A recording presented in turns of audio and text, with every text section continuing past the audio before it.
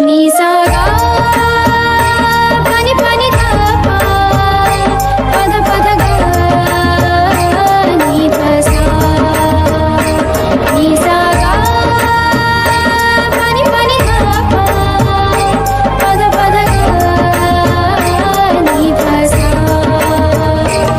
ही गाथा अस्तित्वाची शौर्याची पराक्रमाची ही गाथा अस्तित्वाची शौर्याची पराक्रमाची या मातीमधल्या कणाकणातील मौल्यवान रत्नांची या मातीमधल्या कणाकणातील मौल्यवान रत्नांची कर्तृत्व इथे गगनाला भिडे परिमोल जाणून घेऊ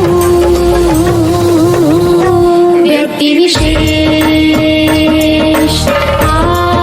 नमस्कार मित्रांनो, आजच्या व्यक्तिविशेष सत्रामध्ये आपण भारताच्या 15व्या राष्ट्रपती द्रौपदी मुर्मू यांच्या प्रेरणादायी जीवन प्रवासाविषयी जाणून घेणार आहोत.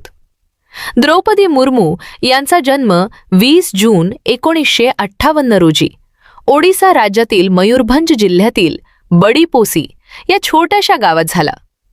त्या संथाळ या आदिवासी जमातीच्या असून त्यांचे वडील बिरांची नारायण टुडू आणि आजोबा हे दोघेही गाव प्रमुख म्हणून कार्यरत होते.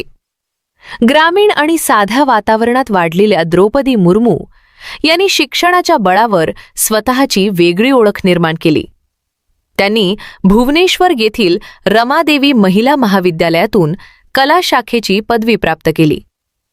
आदिवासी समाजातील मुलींसाठी उच्च शिक्षणाचे मार्ग मर्यादित असतानाही त्यांनी शिक्षण पूर्ण करून समाजासमोर आदर्श निर्माण केला. शिक्षण पूर्ण झाल्यानंतर त्यांनी ओडिसा सरकारच्या पाटबंधारे आणि ऊर्जा विभागात कनिष्ठ सहाय्यक म्हणून आपल्या व्यावसायिक कारकिर्दीची सुरुवात केली. त्यानंतर त्यांनी Shri Aurobindo integral education and research centre Rairangpur येथे मानद शिक्षिका म्हणूनही काम केले. शिक्षण आणि समाजसेवा यांच्याबद्दल असलेली त्यांची आवड पुढे त्यांना सार्वजनिक जीवनाकडे घेऊन गेली. 1997 मध्ये त्या रायरंगपूर नगरपंचायतीच्या नगरसेविका म्हणून निवडून आल्या आणि स्थानिक राजकारणातून त्यांनी जनसेवेचा प्रवास सुरू केला. त्यांच्या प्रामाणिक कामामुळे त्यांना भारतीय जनता पक्षामध्ये महत्त्वाच्या जबाबदाऱ्या मिळाल्या. त्या भाजप अनुसूचित जमाती मोर्चाच्या राष्ट्रीय उपाध्यक्षा म्हणूनही कार्यरत होत्या. द्रौपदी मुर्मू यांनी ओडिशातील रायरंगपूर विधानसभा मतदारसंघातून 2 वेळा आमदार म्हणून प्रतिनिधित्व केले. भाजप आणि बिजू जनता दल यांच्या युती सरकारमध्ये त्यांनी वाणिज्य व परिवहन राज्यमंत्री तसेच मत्स्य व्यवसाय आणि पशुसंपदा विकास राज्यमंत्री म्हणून काम केले. लोकहिताचे निर्णय, प्रशासनातील कार्यक्षमता आणि जनसंपर्क यामुळे त्या लोकप्रिय ठरल्या. त्यांच्या उत्कृष्ट विधिमंडळीन कार्याबद्दल ओडिसा विधानसभेने 2007 मध्ये त्यांना नीलकंठ पुरस्कार प्रदान केला, जो राज्यातील सर्वोत्तम आमदाराला दिला जाणारा प्रतिष्ठेचा सन्मान मानला जातो. त्यांच्या जीवनात अनेक वैयक्तिक दुःखद प्रसंग आले. त्यांनी आपल्या पती श्यामचरण मुर्मू यांना गमावले. तसेच त्यांच्या 2 मुलांचाही मृत्यू झाला. कोणत्याही व्यक्तीसाठी हे प्रसंग अत्यंत वेदनादायी असतात, परंतु या कठीण परिस्थितीतही त्यांनी धैर्याने उभे राहून समाजसेवा आणि सार्वजनिक जीवनातील कार्य सुरू ठेवले.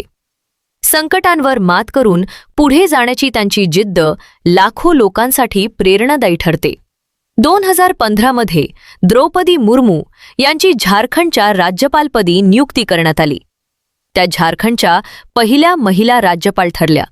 तसेच ओडिसातील पहिल्या आदिवासी महिला नेत्या म्हणून राज्यपालपद भूषवण्याचा मान त्यांना मिळाला. 2015 ते 2021 या कालावधीत त्यांनी राज्यघटनेच्या चौकटीत राहून प्रभावी प्रशासन दिले. विशेष म्हणजे झारखंडच्या इतिहासात पूर्ण कार्यकाळ पूर्ण करणाऱ्या त्या पहिल्या राज्यपाल ठरल्या. त्यांच्या शांत, संयमी आणि लोकाभिमुख कार्यपद्धतीमुळे त्यांची प्रशासकीय प्रतिमा अधिक मजबूत झाली. जून 2022 मध्ये राष्ट्रीय लोकशाही आघाडीने म्हणजेच NDAने त्यांना भारताच्या राष्ट्रपती पदासाठी उमेदवार म्हणून घोषित केले. त्यांच्या उमेदवारीला विविध राजकीय पक्षांनी पाठिंबा दिला. देशपधर दौरे करून त्यांनी लोकप्रतिनिधींशी संवाद साधला.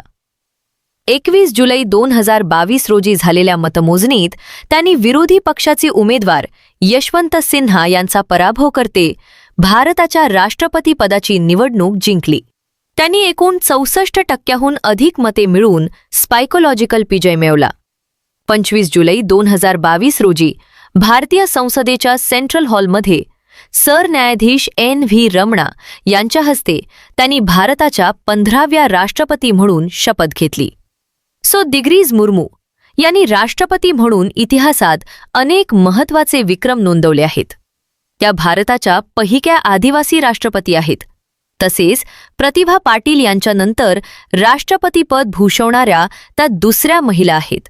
स्वातंत्र्यानंतर जन्मलेल्या त्या पहिल्या राष्ट्रपती असून राष्ट्रपतीपद स्वीकारणाऱ्या सर्वात तरुण व्यक्ती देखील आहेत.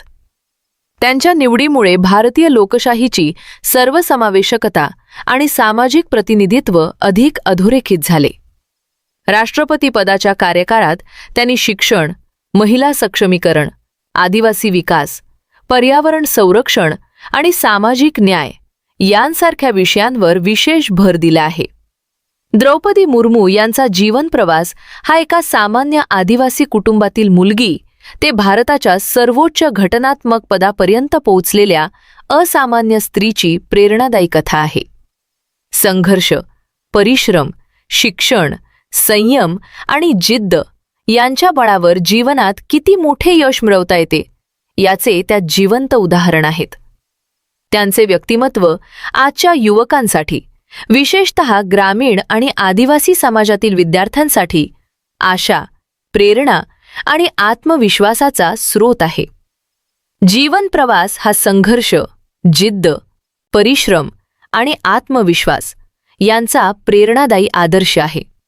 शिक्षण, चिकाटी आणि लोकसेवेच्या बळावर कोणतीही व्यक्ती यशाची सर्वोच्च शिखरे गाठू शकते, हे त्यांनी आपल्या कार्यातून सिद्ध करून दाखवले आहे. त्यांचे जीवन प्रत्येक विद्यार्थ्यासाठी, विशेषतः स्पर्धा परीक्षांची तयारी करणाऱ्या युवकांसाठी प्रेरणेचा अमूल्य स्रोत आहे.